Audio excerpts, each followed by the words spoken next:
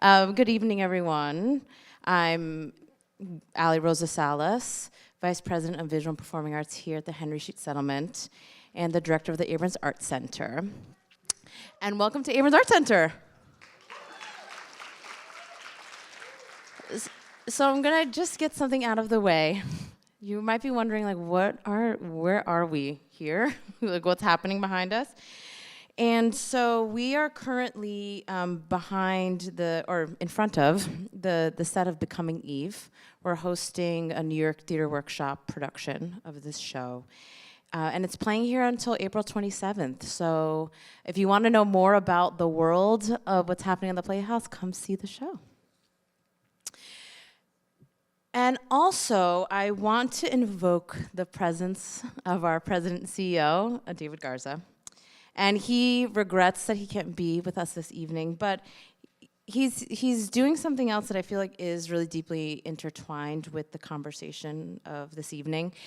He's actually currently up at Cooperstown with other New York City nonprofit leaders, and they're doing a big advocacy push for equitable pay and wage justice and policy priorities for the human services sector. So, David, we know you would be here if you could, but that's what he's doing. Yeah. So Abrons Arts Center is the arts and cultural division of the Henry Street Settlement.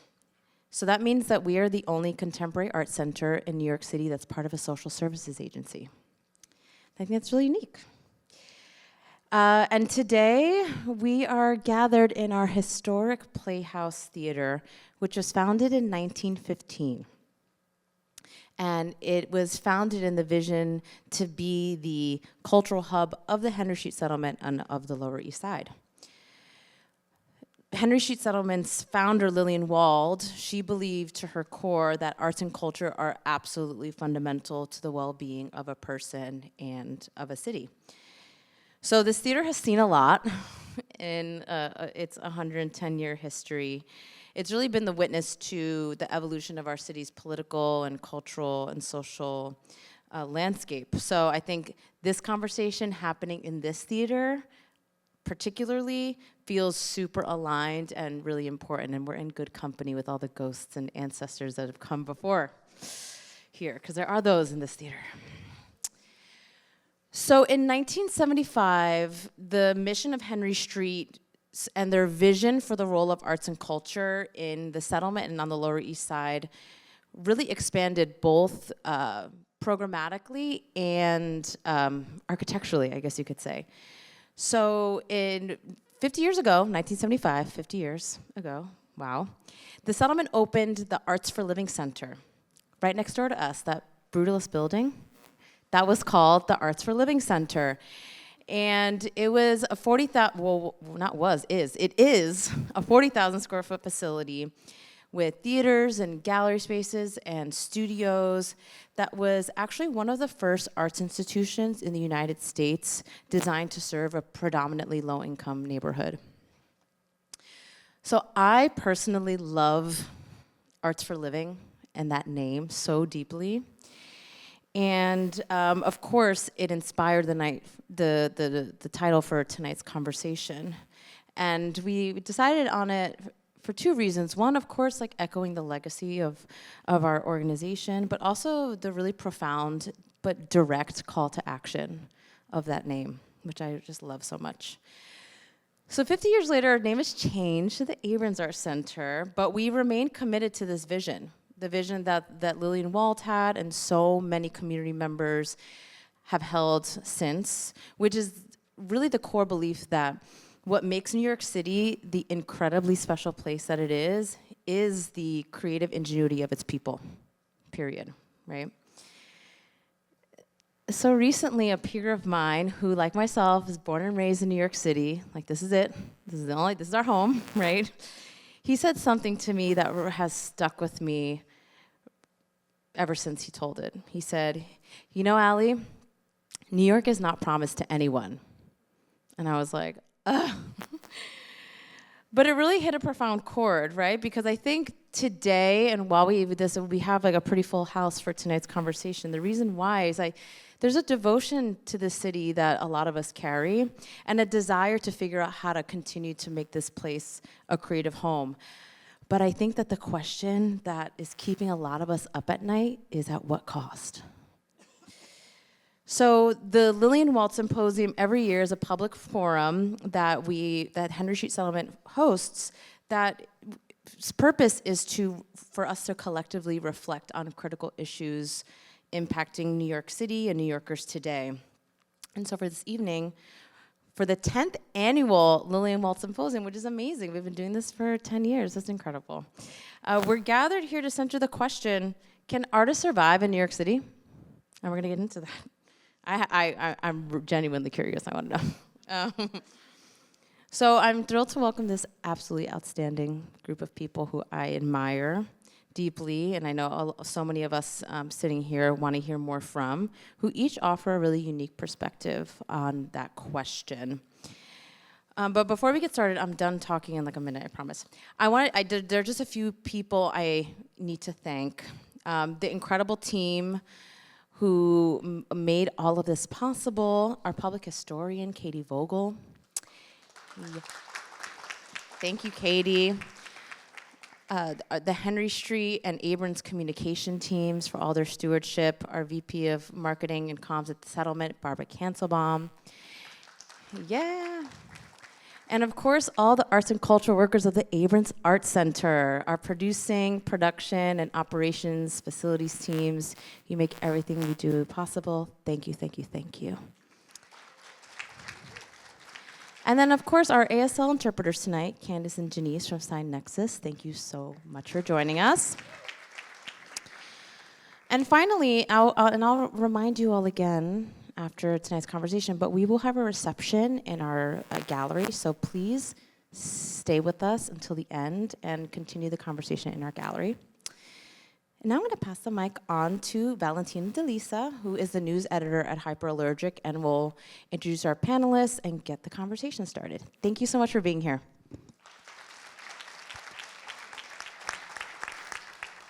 Hi, everybody.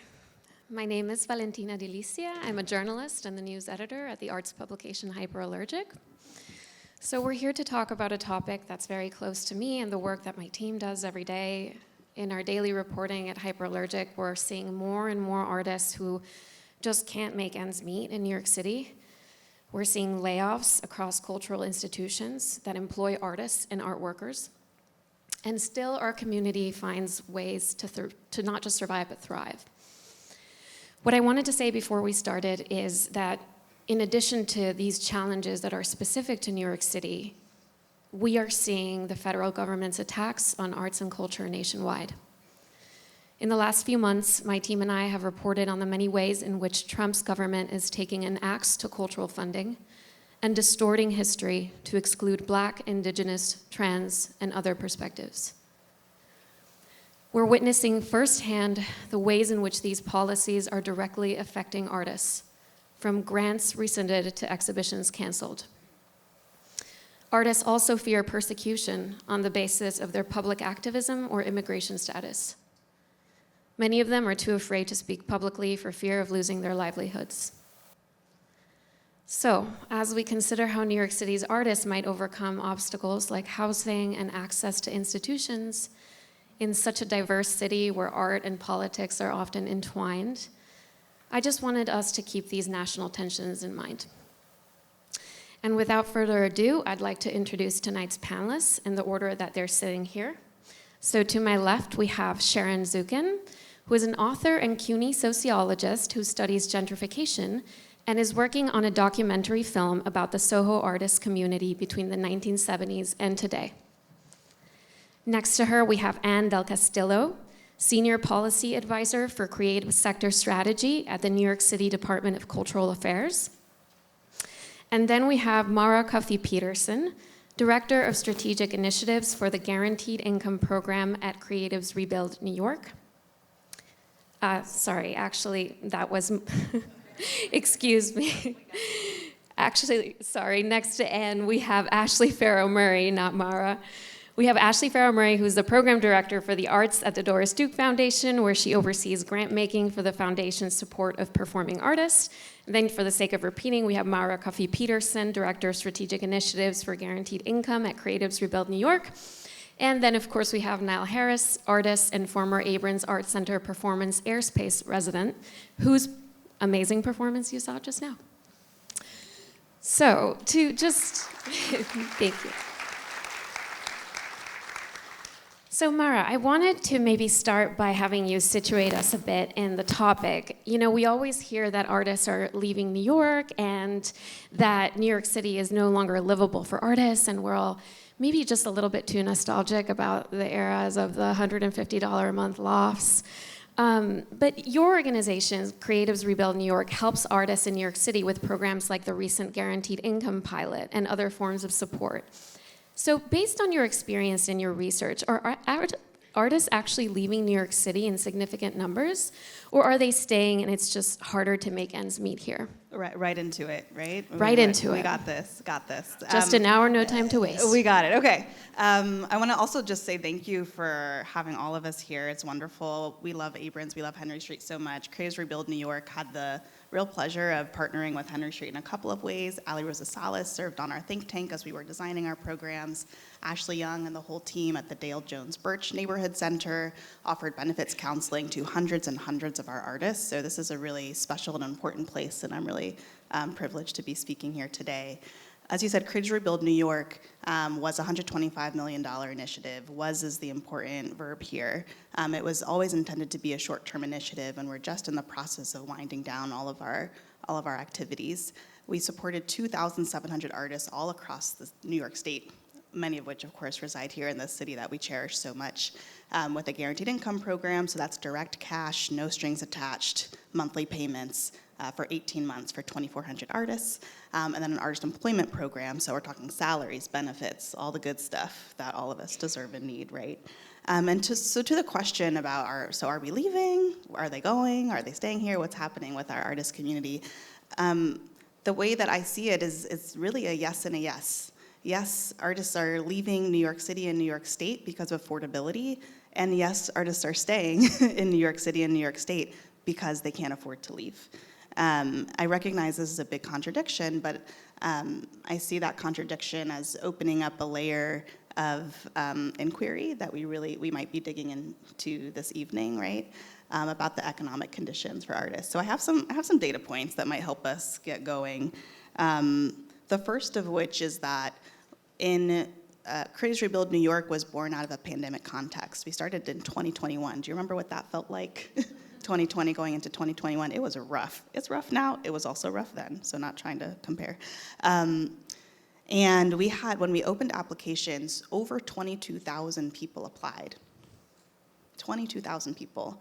So that data point alone really points to the impressive and startling need, right, of artists here in our home. At that time, when the applications launched for both programs, artists had an opportunity to fill out another survey to say a little bit more about what their life was like. For those of us research data nerd artist people, we know that there's not a lot of compelling, thorough data about how artists live their lives. We know because we're living it, right? That is not right. But we need the data also.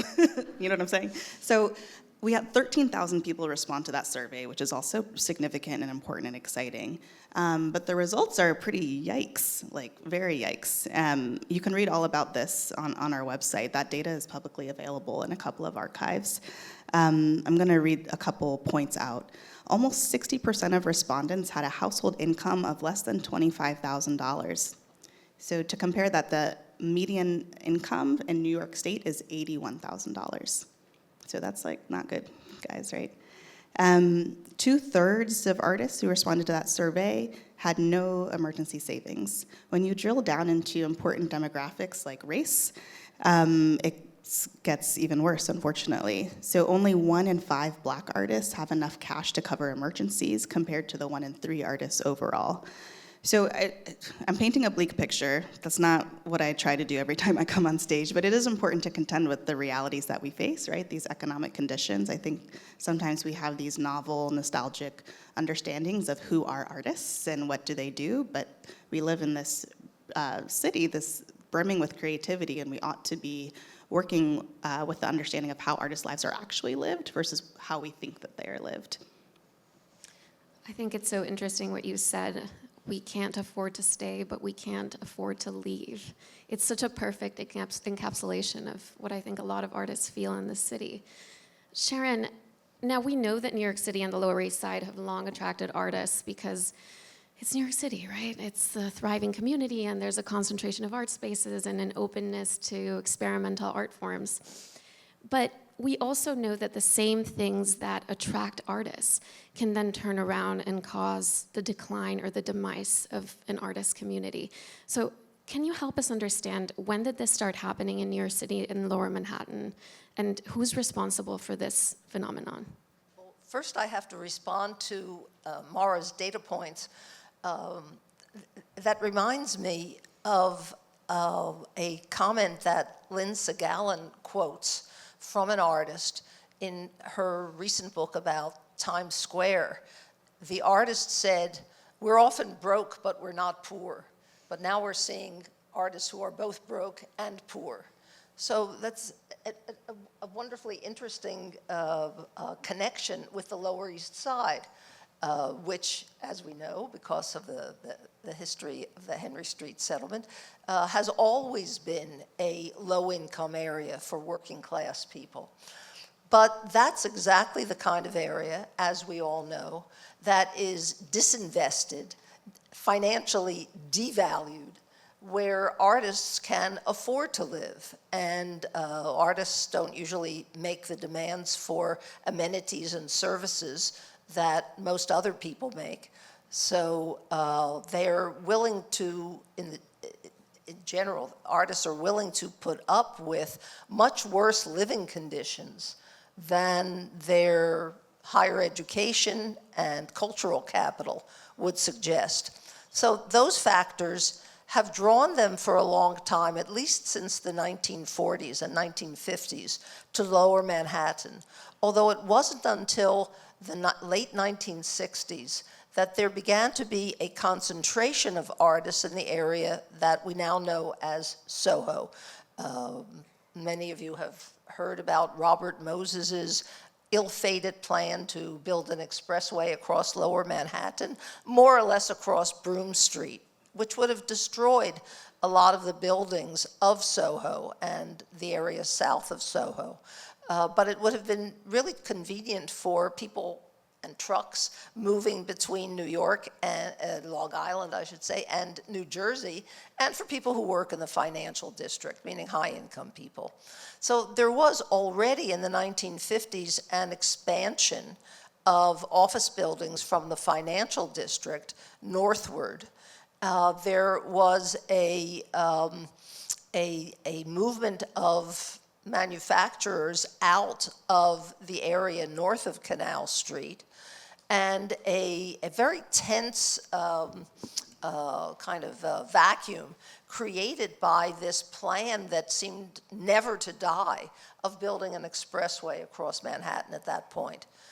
Along came a trained architect who preferred to work as a kind of nonprofit cultural entrepreneur named George Machunas, connected to the Fluxus movement of artists, who convinced the J.M. Kaplan Fund to give him a grant with which he started to buy loft buildings in Soho. And because of him, and because of the demonstration effect of artists and dancers and musicians who began in a kind of chain migration to concentrate in Soho, there began to be a big community of artists in that part of Lower Manhattan, so that even people who were creatives and performing and writing and painting all over Lower Manhattan, there began to be this concentration, this node in Soho that then became unexpectedly for most people, the impetus of a major wave of investment in real estate. Right. An abridged history. There A you- very there you go. abridged history. Thank you. I could listen to you talk for hours, but I'm going to have to. An hour is not long enough. Nile, to bring us back to kind of the present moment, we're so lucky to have you on the panel because you're an amazing artist and also because you can bring the perspective of an actual living artist in New York City. Amazing. So how do you make it work as an artist here, in plain terms? Credit card debt, Cool. and goodwill, and roommates, and all jokes aside, I guess like those things. But like I guess I always had a very like humble sort of understanding that like my practice was never going to be like a career, or I mean I see it as a vocation and a career, but like a profit earning endeavor. And that's what I think is so fun about the experimental arts, is that freedom, because it's not tied to commercial investment. But yeah, multiple streams of income. I guess I'm wearing my artist hat today, but I've always had a career, and then like the nonprofit administration sort of communities and sector rather.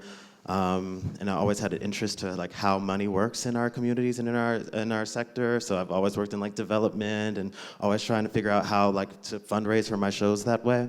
So it's always just about, I guess, a diversity of like skill sets, multiple streams of income, and like courage and luck, I suppose. That's kind of where I'm at. I think it's the case for a lot of artists, probably that you know, that we all know that they are all wearing many hats and that they all have a bunch of side hustles. And that this idea, I don't know if it ever existed, the artist who was just an artist, right? But it feels less and less common to see that. And I wanted to ask you, I think you work for the Department of Cultural Affairs. It's an agency that I think a lot of us associate with funding institutions and organizations, but it's also true that you're funding artists, independent artists, directly and indirectly. So from your vantage point, what are some of the biggest obstacles right now for artists to thrive in the city? And how is the Department of Cultural Affairs responding and providing support? I mean, I think affordability just continues to be an issue, not just for artists, frankly. And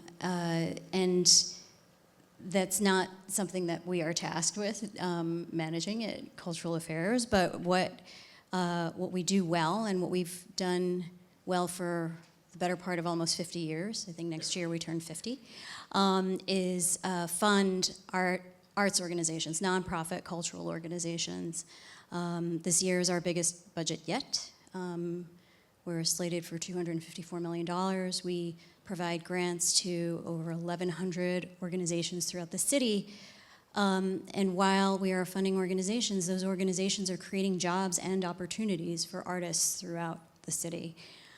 We do have a few programs that fund artists directly. Like you mentioned, we have an artist in residency program where we pair artists with city agencies to bring innovative solutions to challenges that those city agencies are experiencing. And then we also have the Percent for Art program, or the public art program, where we commission works by artists. It's a very thoughtful process where we work with communities to bring public artworks to projects that are on city properties, and they involve the entire community, or the community board and the elected officials, and the artists try to place work that makes sense for the community. So those are some of the programs that we are funding. The other way that we're trying to support artists is by saving creative spaces, safeguarding creative spaces, and that is the program that I'm actually leading at Department of Cultural Affairs. It's a new program that we launched last December called NYC Create in Place, where we are providing wayfinding for organizations, not just nonprofit cultural institutions, but also creative small businesses. I think that is one of the things that we are trying to do better at the city, is to look at the sector holistically and not just bifurcated into this for-profit and nonprofit. I think some of the creative small businesses would take issue with the term for-profit.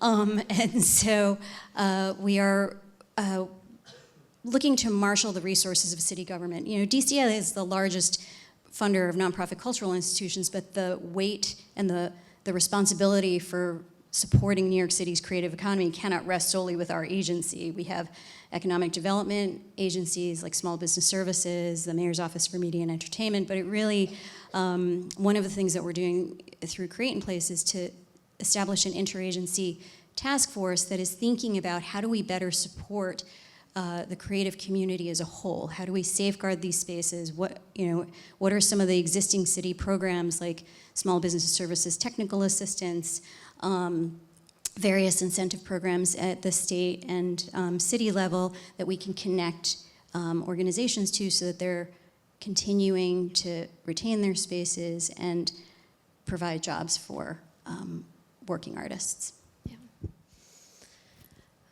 Ashley, I think it's also so interesting to have you on this panel because you're giving us the perspective of a foundation at a time when there's a lot of cuts to arts and humanities funding, and foundations and donors are having to step in.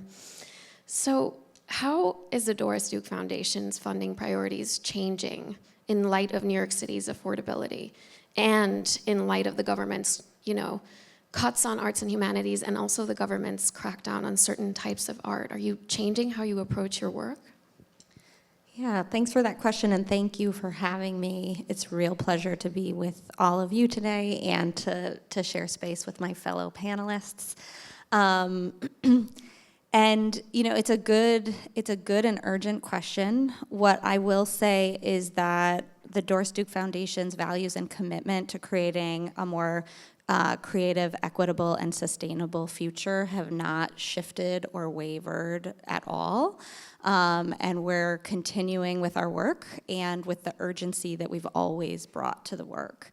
I think we've heard references on this panel that this is not a new situation for our field, and that, yes, there are some pressure points happening right now very clearly, and that there are systemic issues that have long sort of plagued the thrivability of the field that we are interested in addressing.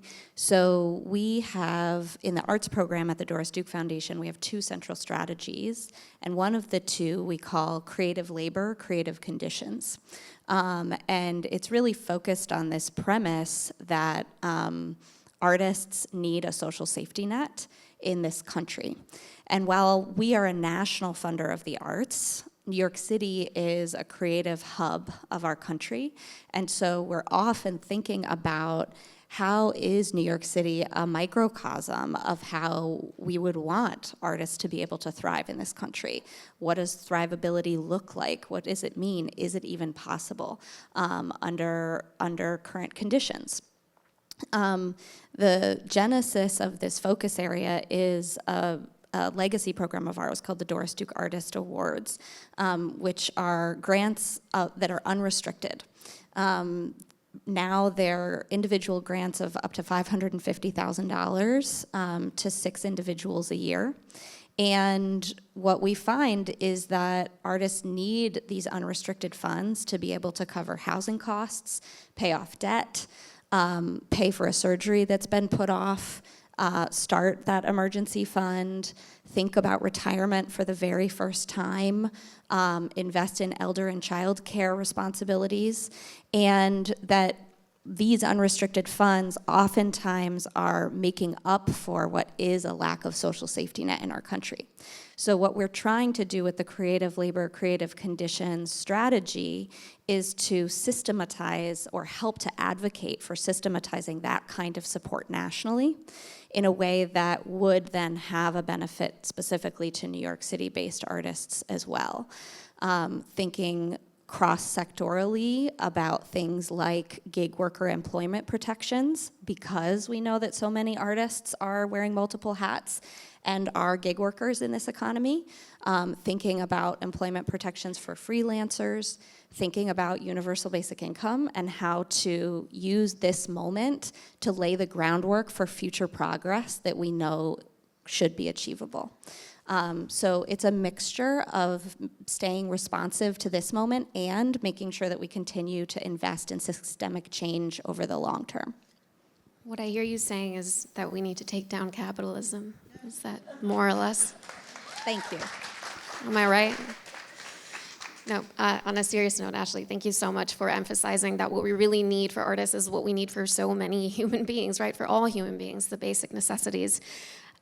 So moving on to how do we achieve that? Maura, maybe back to you. I think it's so fascinating to hear just the immense need that this pilot program for a guaranteed income received. I mean, 22,000 applications, and then was it 2,400 people who were actually in the program? Just illustrates what a massive need there is. So what is the long-term plan in your organization to scale up this program? Are you hoping to get government funding? How do we make this a thing? Well, this is where I get on my soapbox. I'm very excited that you asked this Great. question because guaranteed income is like a whole thing beyond Creators Rebuild New York. Universal basic income, guaranteed income, cash transfers. It goes by many names, but it's like deceptively simple. If people need money, give them money, period. Right? Like, and people are actually trustworthy to address their needs on their own terms. We were fortunate to begin our guaranteed income program at the time that there was a huge swelling of guaranteed income pilots across the country. There's now over 130 guaranteed income pilots, not all directly supporting artists, but all putting together pieces of the puzzle of how can guaranteed income work for more of us from different angles, different populations, et cetera. So we were really excited to contribute to that conversation. If you don't want to trust me, the research is out there. I want to say that as well. If you're like, guaranteed income, you can't just give money to people. Well, you can. I talked to so many lawyers, and we figured out how to do it, and we did it for like a lot of people. So just want to say, you can do it. We can do it. All my philanthropy friends, we can do it on a bigger scale. Let's go for it. And the reason why I mentioned the larger movement is because we can win big if we win together. Meaning, yes, it's important. Philanthropy has an important role to play to catalyze things, but it can be sustained, right, in collectivity, hopefully, like through government. DCLA, the City Artist Corps, I would offer as an example that had the spirit, the essence of a guaranteed income, even if it wasn't called guaranteed income. It was moving money directly to artists during the pandemic to do basically what they needed to do with like a really tiny line at the bottom of like, please tell us what you did. But basically, it was like, go do what you got to do. So, yes, we want guaranteed income to live beyond philanthropy, but philanthropy can still have a role to play. It can show up with small organizations working in coalition together. It can show up, what we really want is a New York statewide guaranteed income. If you don't know, there's this thing called the New York State Cash Alliance. Come find me in the back. I'm very excited about it. It's a coalition of dozens of really important grassroots organizations fighting for a guaranteed income across the state. There's like hundreds of members now. We're doing big things with the Cash Alliance because coalition is the way that we move forward. I recognize we're in a scary time when we think about like, should the government be doing this? Yikes. But we also have to be fighting at every forefront, right? So I think what's important that we don't lose the fight towards a guaranteed income for all of us. Yeah. I want to thank you for the shout out about City Artist Corps. Just for clarification, that was $25 million that came from pandemic era assistance. It was a one-time infusion for the city that we don't have anymore, but it was a very successful program. Something that Ashley said reminded me of some programs that I think would be really useful for this crowd to know about. There is a Freelancers Hub, which is a municipal-funded center at Industry City where you can access free co-working space, and they have a ton of technical assistance programs there. And then also the Freelance Isn't Free Act here in New York City, the Department of Consumer and Worker Protection has very successfully fought for freelancers to secure payments that they were due. And so if you are having those kinds of issues, I encourage you to reach out to those agencies. And I'm very easily findable. And if you can't remember all of the agencies that I've mentioned, I'm happy to provide that information afterwards as well. Thank you so much, Anne, for making yourself available as a resource. I think that's so important. Sharon, I think one of the things that keeps coming up right now as part of this conversation about affordability is housing. So one of the biggest obstacles is just paying the rent. But the reality is that there is very little housing specifically for artists in New York City. There's Westbeth and Manhattan Plaza, and there's other subsidized housing options that are not built specifically for artists, but that have contributed to keeping artists in New York City. So why isn't there more artist housing in New York? And are there other cities that have invested in artist housing that you think are models for how that might work? Do we live in a free market or not? Yeah. I already said my piece about capitalism.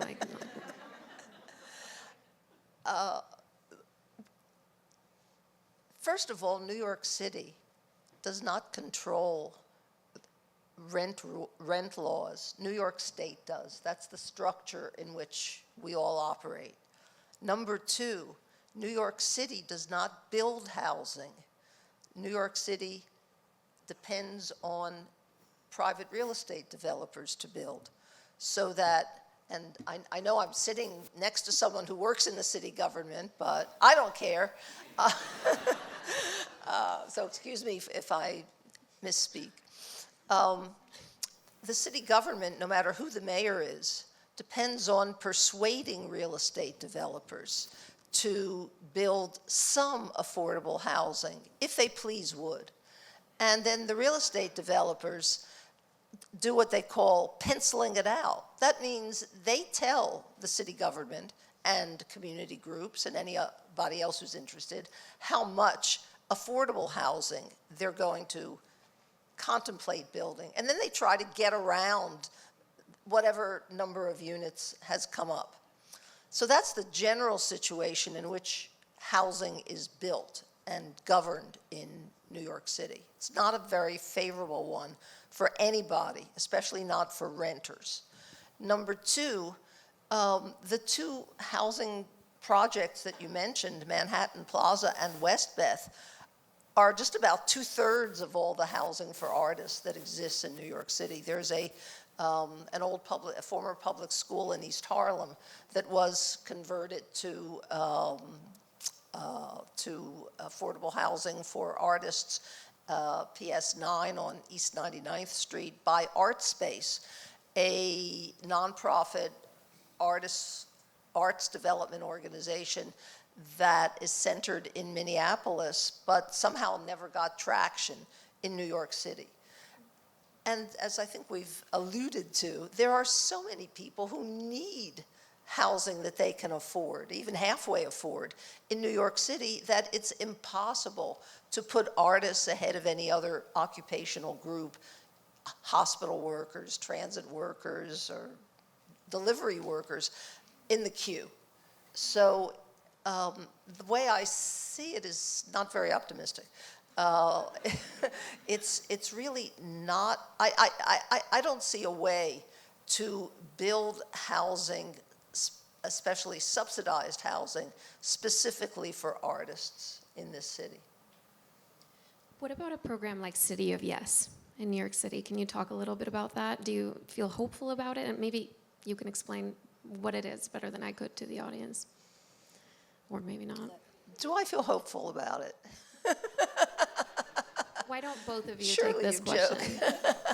joke. And do you want to, City of Yes is, you may have seen a lot of it in the last year, but it really is an effort on the part of the administration to create more housing opportunity across the 5 boroughs. There are our zoning codes were sort of riddled with outdated zonings that would prevent you from building housing in certain areas, and so City of Yes was an attempt to undo a lot of that and make it possible to build different types of housing. In the way that we were phrasing it is a little housing in every neighborhood, so that we're creating opportunities across the 5 boroughs.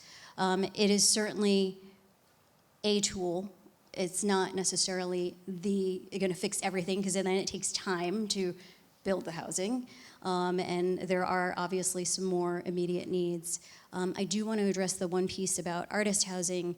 It's sort of the law of unintended consequences. In New York City, the human rights law precludes you from discriminating in housing on the basis of a profession. And so that is a challenge, and so depending on how that is read, it is a challenge to build artist housing here. There are some smaller private efforts underway, but I agree with Sharon that there's just a general affordable housing crisis in New York that we are trying to address on a broader scale. Sharon, you just look like you have something to say. Well, the City of Yes is a broad initiative, right? And the idea is good. Let's build more housing, right? And let's try to build it all over. But then, like every other set of proposals, it becomes a political vehicle, and it's negotiated, it's argued over. Every city council member, every group, every community board, everybody wants to try to achieve their own goals. We don't live in a authoritarian city. We don't live in a situation where the central government determines what will be built. And we don't live in a city like Amsterdam, where this is half true, or Helsinki, where it's 100% true, where the city owns the land and the city can plan new infrastructure and then plan to build housing and get development companies together to build that housing. We just don't have that leeway.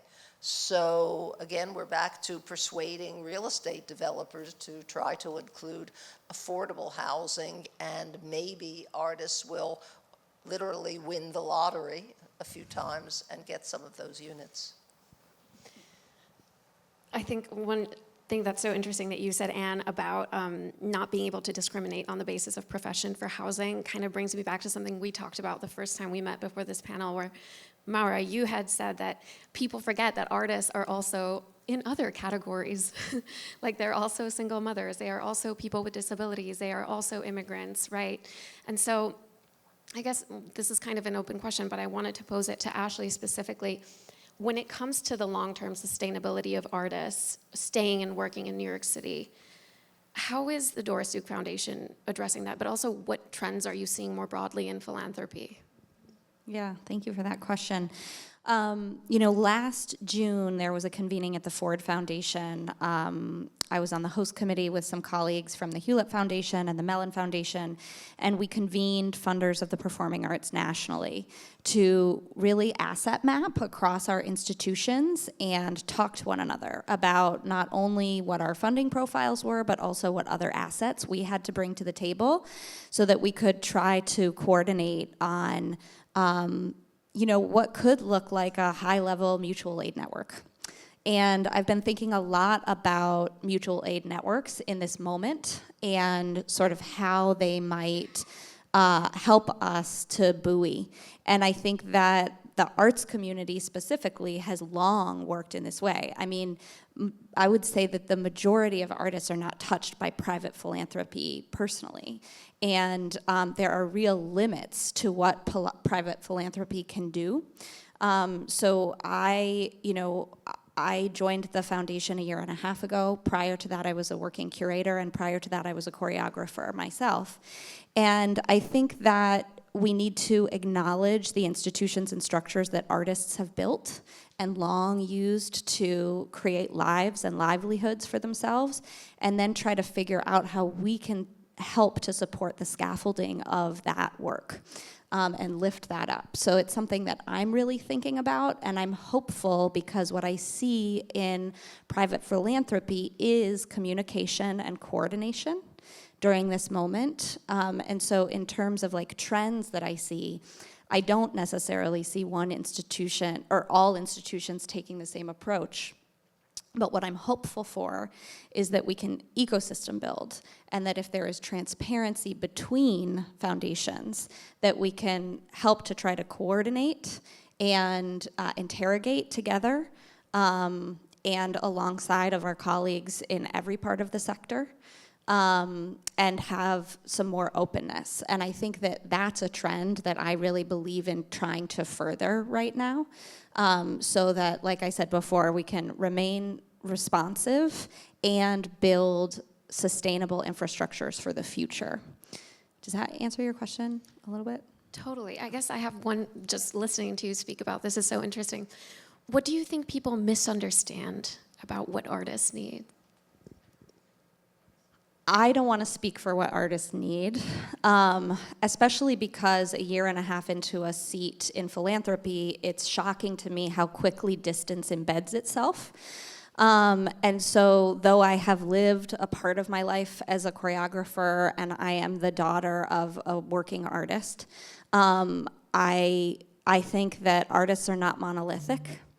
I think that between disciplines, between communities, between time periods and approaches and geographies, different folks need different things. And I think that artists are the only ones who can tell us what they need. And so I think what I will say is I think we need to be listening, and we need to be open and transparent, and we need to try to be responsive to when folks articulate what their needs are. We pay people. We just pay people. It all comes back to And then paying it's also people. complicated, I'll say that, right? Like, it's also very complicated sometimes, but Sure. ultimately, I think that's the goal. Nile, I have a question for you that's about institutions specifically, but first I wanted to pose the same question that I posed to Ashley, asking her from her perspective in philanthropy and your perspective as an artist. What do people misunderstand about what artists need to thrive in New York City? I don't know if there's anything like particularly like groundbreaking I could add to that thing, to that question. I think it's the things that we know for historically, as we've spoken about in this panel: housing, access to health care, money that's not project or service specific, because I can only gig myself enough to I can do as many gigs and I'll still be hungry, right? So I don't know, it's that sort of things. And I guess trust, I think it's really beautiful to see that reflected from my panelists here, and to hear Ashley speak about that. It's some of us know what we're doing. I don't know, not all of us, but some of us do. And just trust, we're scheming something, and even if we look idle, there's things that, beautiful things can come from that idle time, and from that, if we're not so hard-pressed for survival. Exactly. Maybe. So on the topic of institutions, Well, Go for it. I'd like to I respond love her. to. I'd like to respond to Niall's noting the beauty of the freedom to create without responsibility. If I were asked how I would try to get housing for artists, I would tie that to some kind of community service. I would point to some of the programs where artists teach or work with specific groups, young groups, old groups of people, and I'd want to think about, or I'd want to imagine, really. I'd want to imagine going to a real estate developer and saying, in addition to building a healthcare center in your project, I'd like you to build a cultural care center where, artists in return for living space would be able to get studio, performance, workspace, and also give classes or be available or, do some kind of service like that. There is actually a bill pending on that, introduced by A.M. Carroll at the state level, called Space for Arts, where developments would be given an incentive, that's how we get them, to create a community arts space.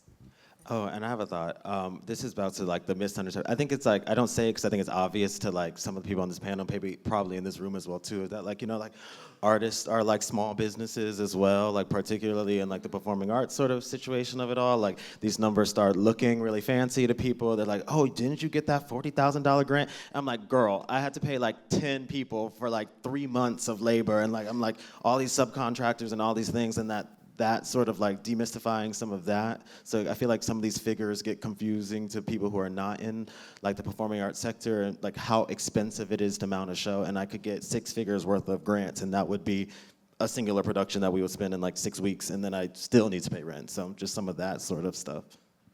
Totally.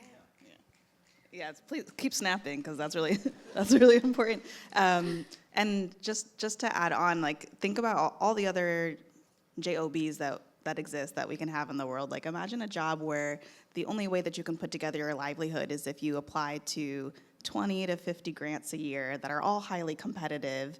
The way that you get selected is subjective and mysterious. And maybe only 5 or 6 people really get those grants all the time. So, like, how we cobble together an income, which you were sharing earlier, like, which was very cute the way you said it about credit card debt, but like, no, let's not do that, right? Like, is there, not you specifically, but I mean, like, let's set up the conditions. You know what I mean? But like, I think the point of this panel is, right, can artists survive in New York City? And we all said, like, well, yes, we're here, we're doing it, but like, as Ali said, but at what cost, right? And so we need to shift those conditions. And some of that is philanthropy, just letting the money move and moving it more freely and with more trust, because the reality is that philanthropy does have a role to play in supporting the arts sector, right? I just want to say I appreciate how honest everybody's being on this panel. I feel like this is a very no bullshit panel, and I really appreciate that. So thank you. Just calling it what it is. Nile, I wanted to ask you specifically about this tension. I mean, we're talking a lot about institutions, and we're talking about being funded by institutions. So I wanted to invoke one of your works from 2020, which actually premiered at the Abrons Arts Center and involved a metaphorical board meeting that asked the question, will the revolution have 501c3 status? Now, I love this question because I think inherent in it is a critique of liberalism and the performative aspects of many of our institutions, even when they have great intentions, which we know many of them do. But I'm curious how you navigate these tensions as an artist who's both witnessing and making work about the contradictions of the organizations that fund art. Just a small little question. Yeah, I remember, like, I read the question like 3 days ago, and I was like, LOL, that's the artist statement. Like, that is the artist statement. Like, I don't have an answer to it because, like, that's what the work is about. And, like, if I had a more concise way of articulating that, I wouldn't make this whole body of work that I've made over the past 5 or 6 years. Yeah, you know, there's a cognitive dissonance present for all people, you know, and myself included, like, you know, working inside of structures that you don't inherently believe in, or that you're somehow, like, that's somehow manipulating you, but you're also benefiting in a way, so you're, like, kind of complicit and, like, sort of, like, reifying said structure, but you're benefiting from said structure, so you, like, are kind of in this sort of, like, strange loop of, like, you know, complicity and benefiting, and I don't really know how to rectify that. That's why I make work about it, and also, like, I feel like I feel differently about it now in the past few weeks of, like, what's going on in the world and everything like that, but I've always been very keen on, like, I am an artist. Like, I don't personally identify as an activist. Like, I don't see my work, even though it may be topical and or political and or, like, talking at things. Like, y'all just saw what I did. Like, I'm a commentator. I'm just like, isn't that funny? Like, ha ha ha. And I'm not necessarily trying to reform said structures. I'm maybe just trying to, like, you know, as the cliche goes, turn a mirror, and, like, you know, y'all can figure that out amongst yourselves.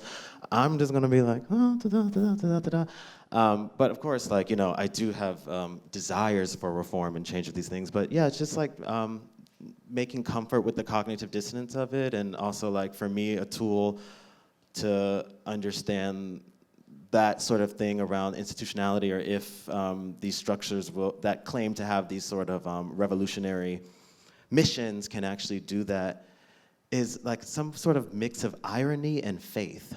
I think is like something that I'm getting at right now. Like, I'm in my new God era this past, you probably heard in the intro, like, I'm very into faith this year. It's really good. I think I want to go to divinity school. But, and, like, so I used to do, like, this sardonic, like, ironic stance, and now I'm just like blind faith and hope. So I don't even know what I'm talking about at this point, but the revolution will not have a 501c3 status, no. And that's what's funny about the statement. Thank you. You went above and beyond with your response. I really appreciate it. I have this one question to an answer that's like bubbling up in me from 2 questions ago, and I know we have to be on time. The double-sided trap of visibility and like the misrepresentation of artists. Like they're like, well, I saw you here, and you were there, and you were flipping backwards on this publication and doing this, and like not quite, people not connecting the dots that does not, like that visibility does not equal like sustainability, and like just a little bit of some media literacy there of like untangling some of that would be really helpful. That's that. I just wanted to say it. I could not say it. It's such a good point. I don't know if anybody else has this feeling that sometimes it's the same people getting the grants. I'm kind of that person this year. I and, heard like, a yes kinda in the like, audience. So don't hate me It's just because I'm having a Nile, good grant. okay? Our last year Nile had a has good been- grant cycle. Don't look at me. No, but I think there is a trap of visibility, like you said. I mean, I think on one hand, it's true that it's a vicious cycle, right? Sometimes you need visibility to get the grant. And sometimes, like you said, you're getting the grant, but that doesn't, get you to the bottom line. And so I don't know if that idea resonates with anybody else on the panel, or you want to weigh in. Ashley, maybe, or Maura. Yeah, I mean, I can share something that has surprised me stepping into my seat and helping to lead the Doris Duke Artist Awards program has been this assumption that the folks who receive this award are like set for life, Another thing that comes up often in the review process is a conversation and question about like, has this person received too much attention to date or too much funding to date? And we're quite adamant that that is not a part of the selection process for this award. But nonetheless, it's interesting to see how quickly I think our field at every level sort of goes there. And what I wanted to add is that probably the number one question I get about the Doris Duke Artist Awards program, where we're giving $550,000 to an individual, is why would you give so much money to so few people? And I think that illustrates the scarcity mentality of our field. It illustrates the lack of awareness that you just outlined, Nile, of how expensive it is to make this work and how much debt folks typically take on over a career lifetime in this field, personal debt. I think it's also a misunderstanding of how a lot of grant programs operate. Like there's so much red tape often, there are so many terms. This is an award that's paid out over 7 years, right? So it's not just like, here's a check. And so I think that like, again, it goes back to this undertone of transparency, communication, and trust. Absolutely. We have one last question before we end. This is a question for any panelist who wants to answer it. We've touched on this already quite a bit, but how can New York City nurture a new generation of artists and support its existing artist community? So again, we've spoken about this for a bit, but I wanted to open it up just to tie together all our ideas and see if somebody wants to jump in. Okay, I'll start, but I won't have the last word, I'm sure. Space, right? Living space and workspace, both publicly owned, nonprofit spaces that magically can fund their maintenance, their physical maintenance, renovation programming. So I would just use the word space as the primary requirement. Anyone else? I think it's a yes, space. I mean, that's what my whole program is about, for sure. But I also think it's an ongoing education and career exposure to people coming up. But it's also changing the conversation that we're having around artistry and creativity, so that when we're doing the career exposure because New York City does this across the board. We start in schools, we have career exposure for elementary school, we have internships at the high school and college level, and we have workforce training at every level, even as second careers. But I think it's also changing the way that we talk about this. And we've started to see this in the last, I'd say 5 to 10 years, where we're talking about the economic generator that the creative sector is, and it's a little bit of a slippery slope, right? It's sort of what we talk about, but I do think when we talk about creativity, there's a certain group of people that would say, oh, well, they'll always create regardless, and it's like, well, yeah, but we don't want them like creating themselves to death. Like, we have to recognize the true value that they're bringing. You know, if you just look at the hard numbers, it's 110 billion in economic activity for New York City, right? It's what drives tourism here. It's what makes people want to live, work, and do business here. So we have to really reframe, and I think in the reframing of that, it has helped us to make a stronger case for creativity. But I think it's also when we're doing this education to help people understand like what it means to be an artist and all of the various faces that involves. As someone who became a journalist, that really resonates with me. My mom was like, do whatever you want, you'll be great, you'll be fine. I didn't have one of those parents who was like, become a doctor or become a lawyer. And, it's good to have a little bit of both, I guess. Does anyone else on the panel want to weigh in before we open up for questions? I mean, I'm going to say guaranteed income. But it. really, seriously, it's like pretty profound and meaningful to have served in this position and hear from the thousands of folks who, in some cases, their lives were transformed, and in some cases, it was just enough to get over a bump. But that no strings attached is really important. Small story, when Creators Rebuild New York began, we were getting phone calls, emails, DMs up the wazoo. It was nuts. I was on the Zoom all the time and getting all sorts of questions. And the joy came when we got to start telling folks, we're inviting you into this program. we're going to release this money. Do you accept? Yada, yada. I'm on the phone with this incredible person who I discover after a long conversation because her cell phone's not working, it's been cut off, so I'm talking to her daughter. Her daughter has to call me back 3 days. It's complicated, right? Because our lives are complicated, and to be an elder in this city can be really hard. Anyway, the point is, I discovered that this artist has been nominated for a Grammy 2 times. Wow. Amazing. Okay, the other thing that I discover that I know is this person was eligible for our program, which already means that they're at an income threshold, right? I also learned that they made so little income that they didn't have to file for federal income tax that year. So they made less than $14,000. That's horrible. I say that because I think it addresses both what we were speaking to before about visibility, right? A couple of awards does not necessarily make for a lifetime of financial security.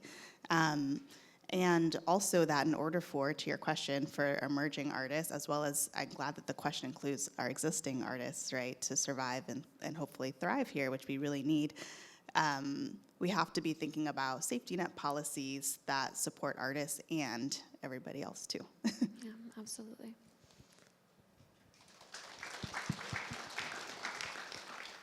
Love and compassion. And faith. You're right. Ashley, anything to add? I don't think so. I don't think love think and so. compassion is a good note Yeah, to end on. I think we should land there, Nile. Love and Thank compassion. you, Nile. And space. I've long turned to Nile for all of the wisdoms, and I'll continue to do so right now. Thank you all so much. We're going to open it up to audience questions.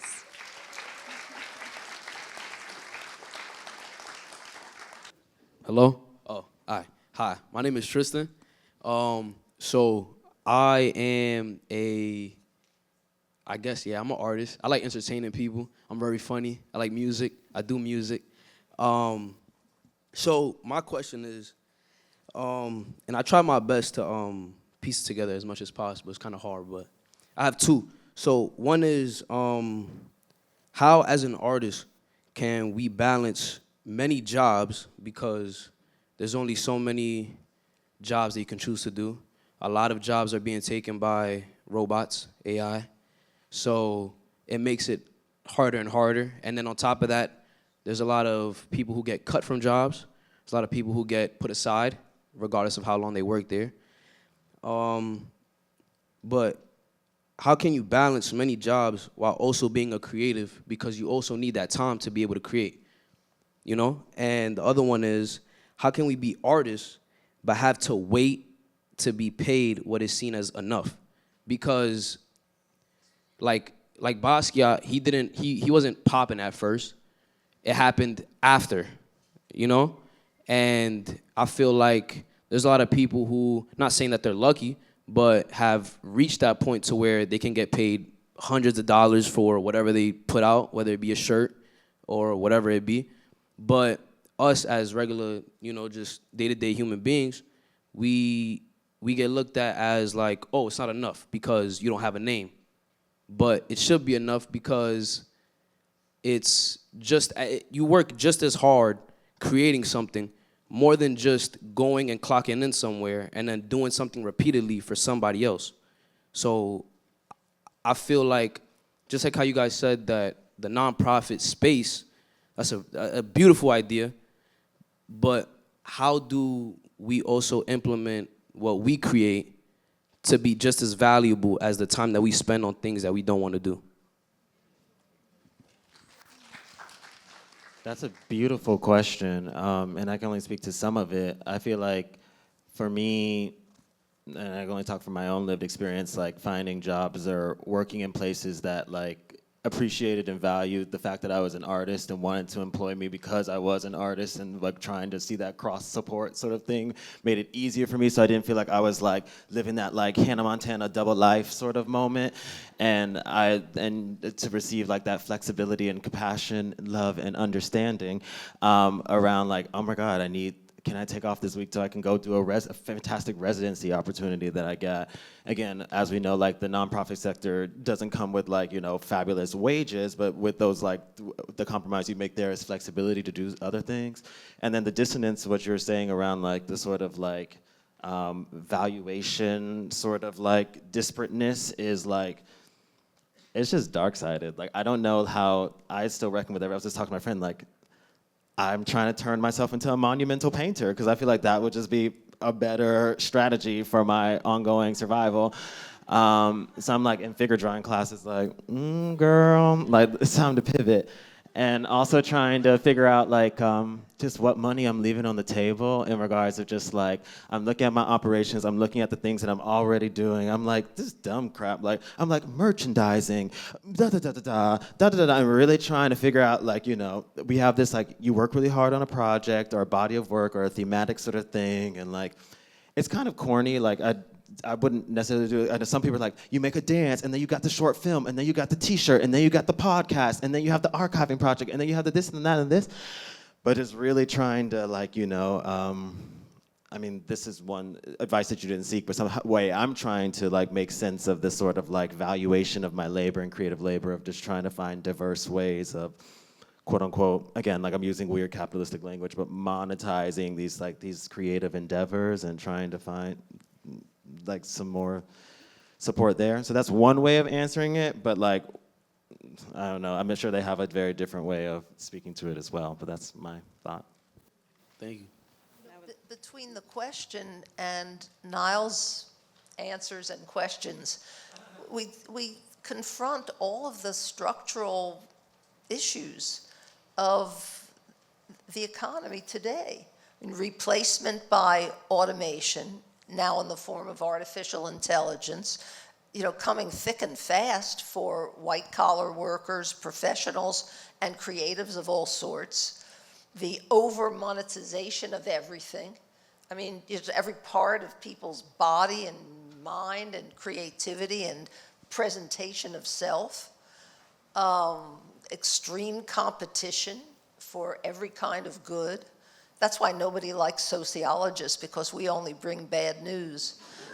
It's you know, it's really hard for everyone, and artists, to top it off, have that question that Nile articulated. How do we establish our value when everybody is thinking in terms of financial value? I mean, this is supposed to be, people say, the richest city in the world. And we have more billionaires in residence in this city than in any other city in the world. Another reason why developers don't build for ordinary people. So how do we assert our value in this system? I love this, and I have a corny response, but it might be helpful. We're walking by faith. There is a beautiful... Doing the work. This is happening. It's This is happening. good. I really appreciate it. Spreading it. There's a beautiful artist and mentor of mine named Andrew Simonet, who works with a whole amazing crew of artist organizers over many, many years and has distilled that wisdom and knowledge into a network called Artists U. And there is a workbook within that Artist U universe that is pretty profound, and I highly recommend you check it out. It's free, it's online, just go to Google Artist U and you'll find it. And it's sort of a meditation to walk through, like, what does enough mean to me as an artist? What would enough look like in my life? What is the work that I really want to do? And then what's the work that I have to do to make the work that I want to do, for example? So I hope you find that tool useful. Artists U, like Artist University, but Artist U. Yeah. Hi, I have a question over here. I know I'm in a room with like-minded individuals, either artists or arts workers, right? The panel, everybody here believes in the arts. And there's been study after study shown that the arts is beneficial for health and wellness and well-being. It helps kids become better students. And it's an economic driver, and the pandemic really put a nail on that when, in the city alone, it was like $7 billion in lost revenue, 300,000 jobs lost. I feel like after the pandemic, we've gone back to life as normal. How do we get back to, how do we get to those people outside of our community, outside of our sector here, to believe that the arts is essential to a healthy society and an economic driver? Because we're all talking about it here and we're all supporting each other, but I want to go outside this room and get those people to finally say, yes, we're going to support the arts. There are some amazing organizations who are still working really actively toward that. We were very honored to support something called One Nation, One Project and their Arts for Everybody campaign, which was inspired by the Federal Theater Project. They worked in 18 cities around the country. Specifically in New York City, they were working with a healthcare center in the Bronx on social prescribing of the arts.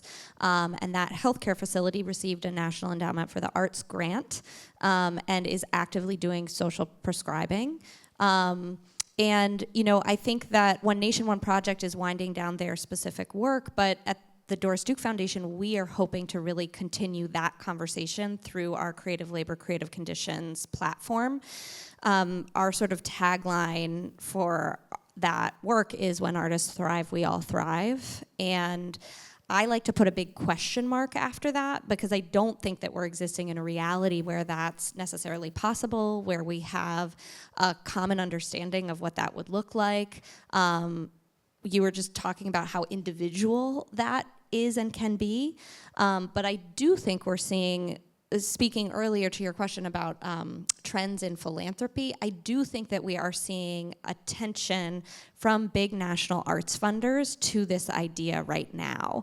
And there is some coordination around that happening. There was just a big sort of CBS News reporting on it just a week or two ago.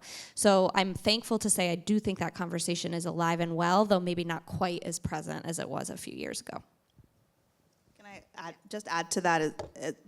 My colleagues are in the back, and they know all about this. Yes? Sarah and Bella, yes. Okay. Just talk to them if they're staying later, because we talk about this ad nauseum. It's really important.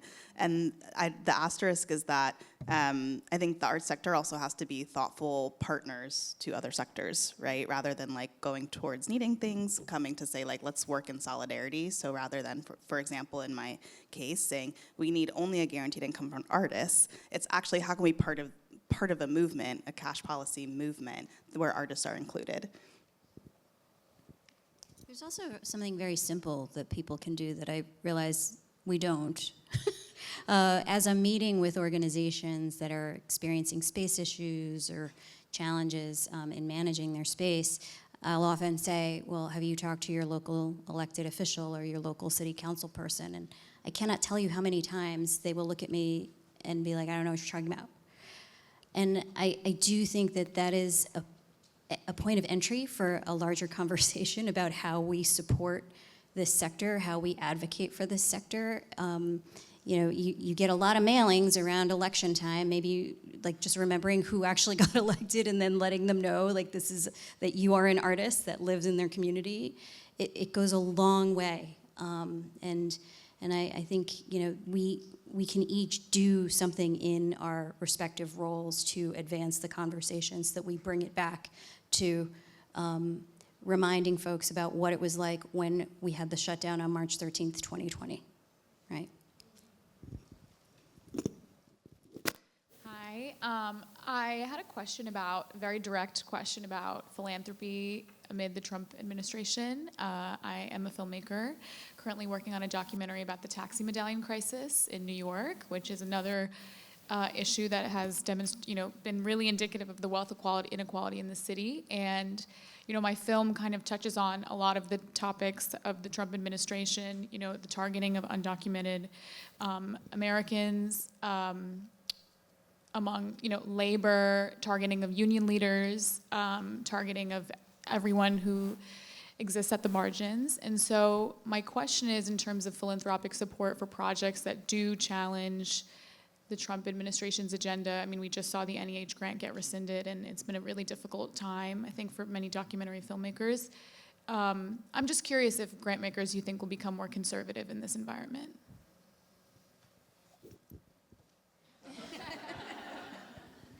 Yeah, thank you for your question. When I joined philanthropy, somebody told me working for one foundation, one foundation, and I've learned that that's very true. So I won't try to speak on behalf of all. But I will say, so the Doris Duke Foundation is a nonpartisan organization. I will say that we are unwavering in our longstanding commitment to a more equitable, sustainable, and creative future. And I encourage everyone to go to our website and check out our specific programs. In our arts and culture space, I lead the arts program where we focus on contemporary dance, theater, and jazz.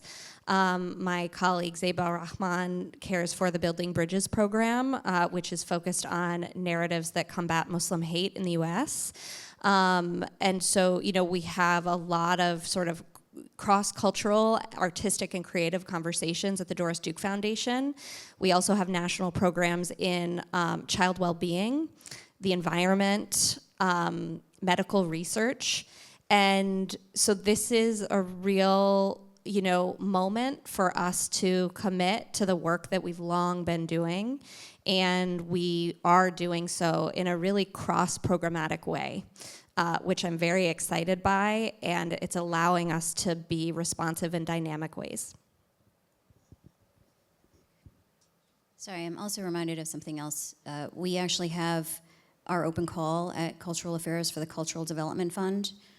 The application deadline is May 8th. But as part of that process, it's a panel review process, and we invite people with experience in the arts, also, with experience in the arts, to apply to be a panelist. It's another way to be a part of the process of determining funding, but also understanding a little bit more about how the funding determinations are made at the city level. And so it's nyc.gov/culture, and you can see where you can sign up. It's not automatic, but you can apply to become a panelist for that process. Hi, over here. So first of all, I'd like to say thanks to everyone today. I've really appreciated the kind of, to quote, no bullshit approach. So as you can probably hear, I'm not from here, I'm from London, where we're having very similar conversations about, is London somewhere creatives and arts workers can even live anymore? And so what really interests me about the premise of this talk, and I'm going to ask a slightly, I guess, provocative question, is what is the case for leaving? If a city is not willing or able to provide the kind of legislative, social, financial conditions for a creative to live and thrive, what is the case for saying, well, isn't maybe our strongest vote, our strongest voice is saying, enjoy the city without us, see what it's like. I don't necessarily believe in this, but I felt like the conversation kind of stayed within the realms of let's try and get people to stay in New York, which is obviously great. But I just wanted to kind of raise the alternative. Is there something to be said for that? Is there a way of organizing it? Is there a way of making that a meaningful protest? It could also be a stupid question, so feel free to tell me if it is. Yeah, like all my friends are here. So that's kind of like, yeah, that's why I'm like kind of stuck here. But if you can convince everyone to go, yeah, I'm down. And because I think about it all the time, about like, yeah, I'm from Miami, Florida. That's where I was born and raised. I love Miami. And I've thought a lot about, you know, what is my threshold of like, what's my pain threshold of like enduring this? I'm 9 years in New York City, almost 10, which I'm really proud of. But I don't know, again, I do believe that, like, you know, boycotts and protests are better in coalition and in groups and in numbers. So yes, if there was a mass movement for like all cultural workers to leave the state, I would be really interested in having that conversation. But in the minor sense, I think that's what makes New York so seductive and amazing, is that like we would just be replaced. Like there is always like, I mean, that's what's so cool about it. There's always, no matter how expensive, like a one-bedroom apartment will be $10,000 in like a couple of years, and there will still, every June, be a fresh crop of BFA like graduates just like there and ready, and like, it's super cute. But we would just be replaced. But if I was in coalition and there was like lots of like cute signatures of people who I liked, I would go.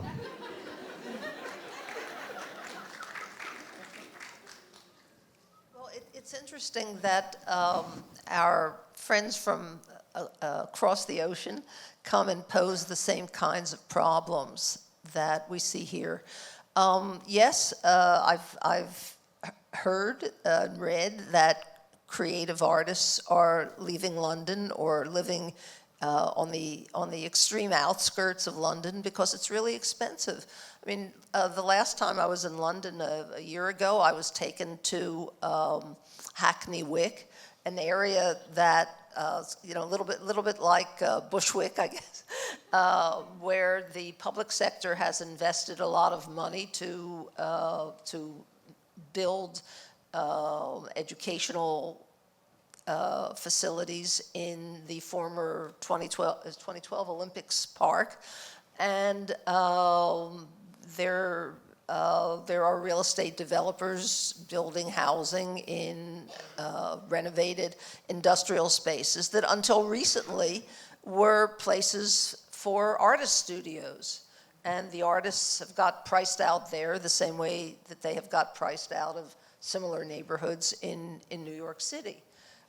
So, you know, how can a city call itself a creative city? And with those BFAs who are coming into the city every June, there are also MBAs who are coming into the city every June, and people with law degrees who are coming into the city who are competing for the same scarce space.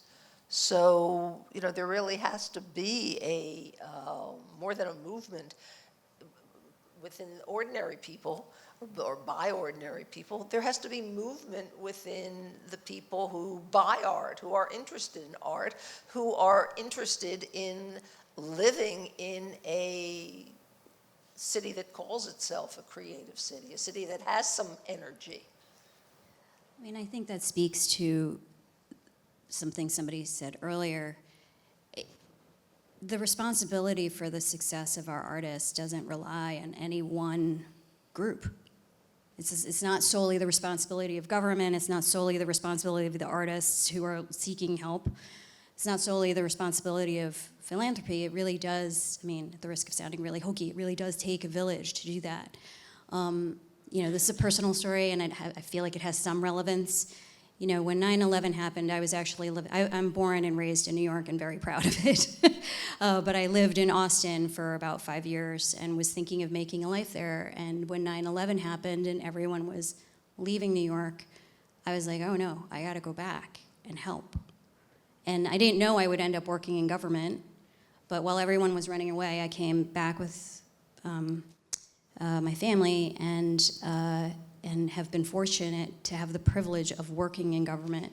And so every day I'm trying to think about how to help this sector. And I think everyone that is in this room and that cares about the sector and artists and the future of artists does have some kind of individual responsibility to help advance that, whether it's through voting, like somebody was saying earlier, advocating in their own jobs, advocating as a purchaser of art if you're in that position, or if you have clients that are consistently buying your art, like helping them to develop the language and fluidity of how to advocate. So.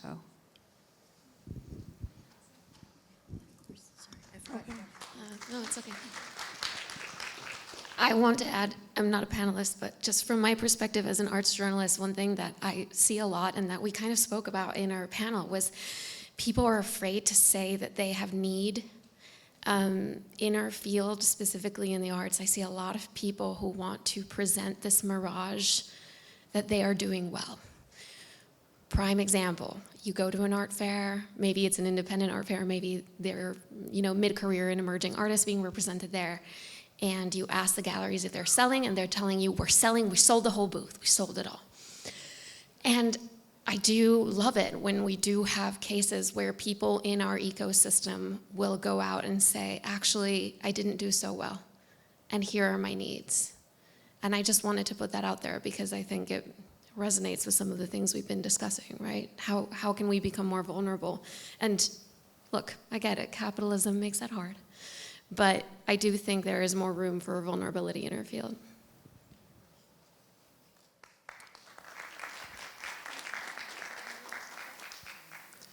I have a question over here. Hello. Thank you so much for being panelists and coming to speak to us.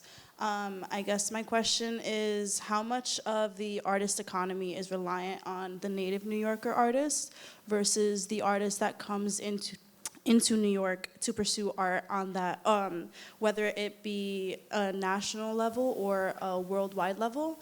And in that same vein, what measures are being put into place to ensure that the native New Yorker, either current or future artist, has access to the government and public funding that comes, especially those that are coming from lower income areas within the New York State?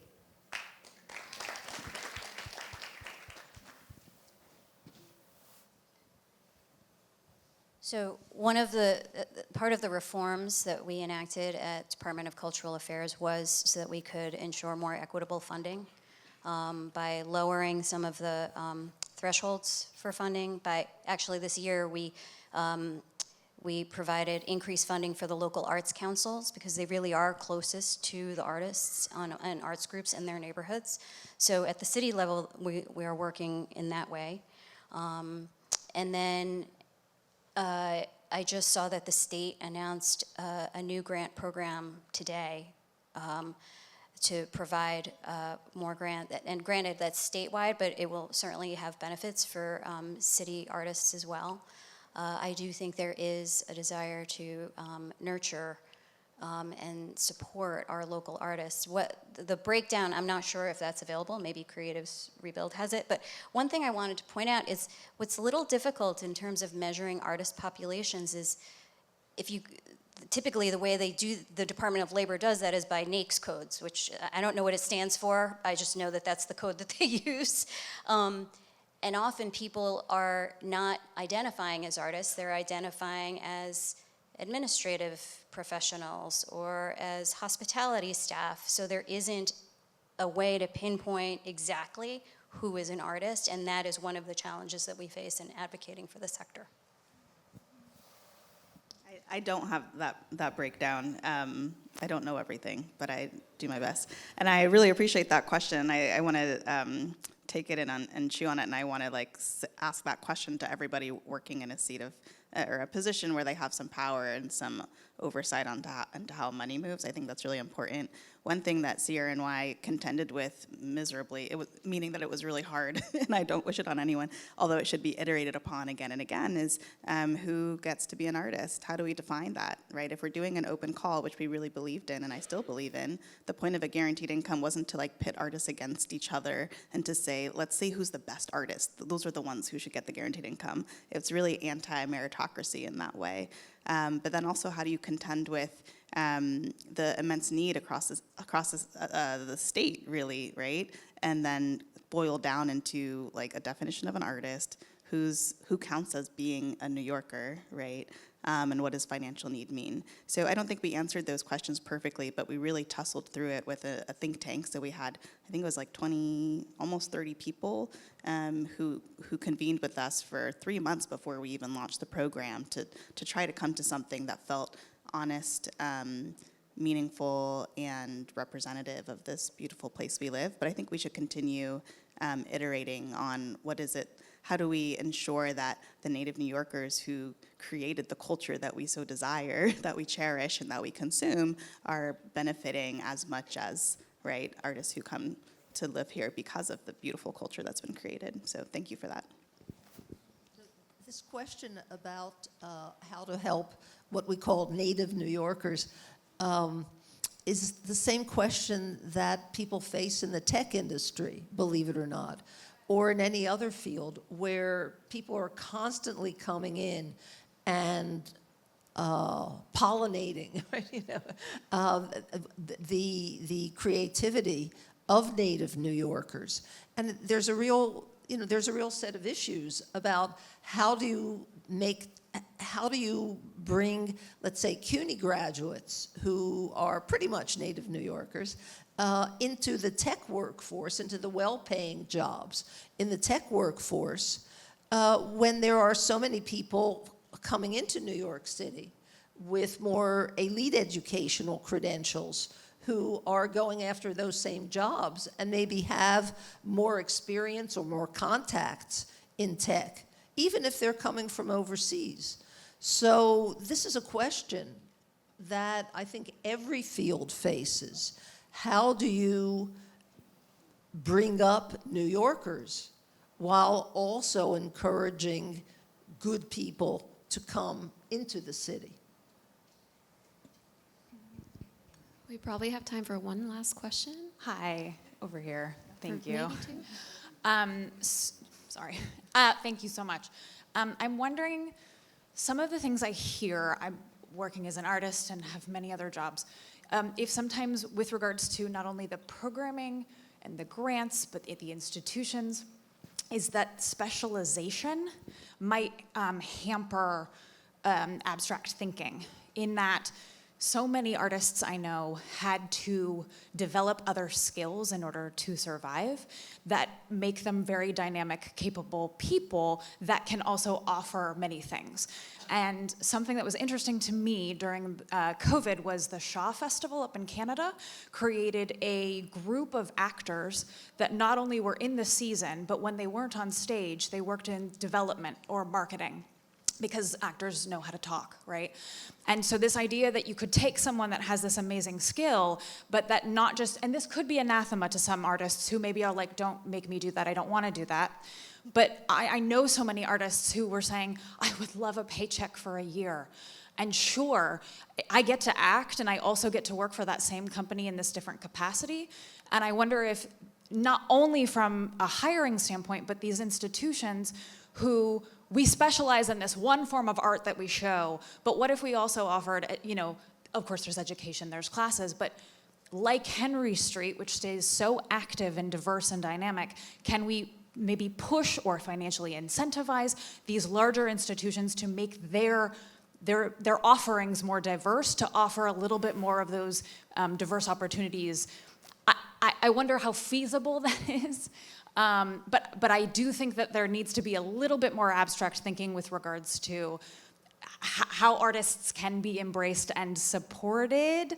And I know it's not easy at all, but I hear specialization sometimes, and it feels like it kind of narrows people a bit. Just curious thoughts. Just a comment to that. I really appreciate it.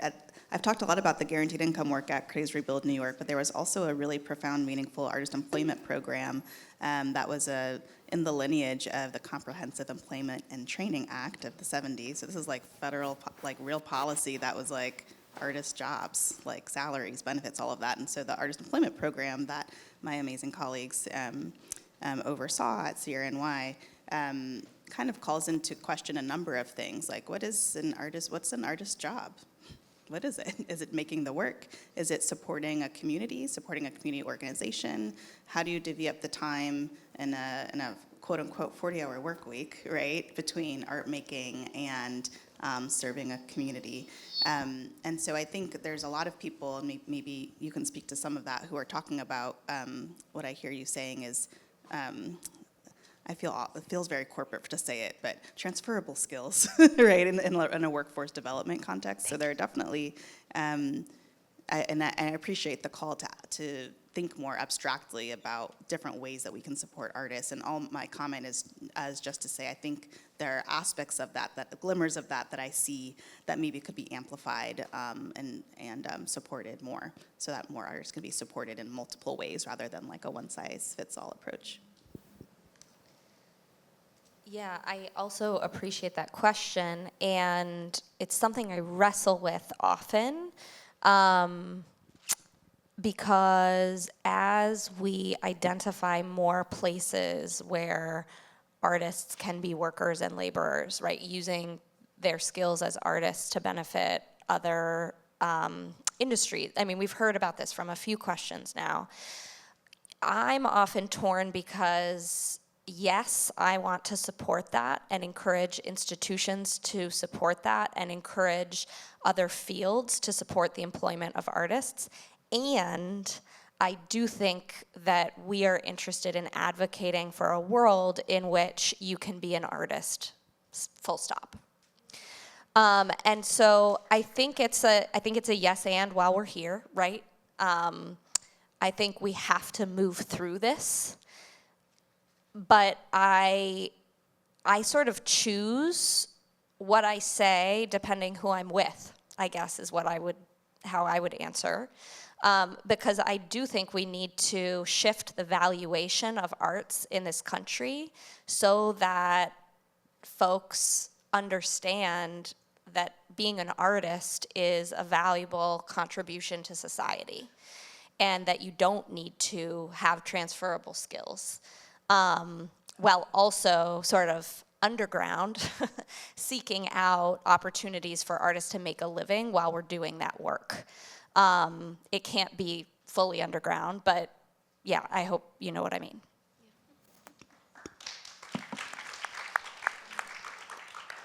I think we'll end on that note because it's 8. And I just wanted to say thank you so much to our panelists. Thank you to the audience. Thank you to the Henry Street Settlement and the Abrons Arts Center for organizing this, and hopefully it's just the beginning of a conversation. I also want to shout out our amazing interpreters who have been doing like the performance of a lifetime over here. Thank you all so much. I'm back. And can't express enough gratitude for this conversation. Thank you all so much for being part of it. We can continue the conversation in our gallery. We have some snacks and drinks, and you can just continue to think about this, ask the panelists questions, ask yourself some questions. And also, in our gallery right now, we have our current exhibition on view, Screen Memories, that's curated by our curatorial resident, May Maki. So while you're getting a drink and snack, please view the exhibition. Our front of house team will guide you on your way. But once again, thank you all so much. Yes, thank you to our interpreters. And see you in a little bit in the gallery. Thank you.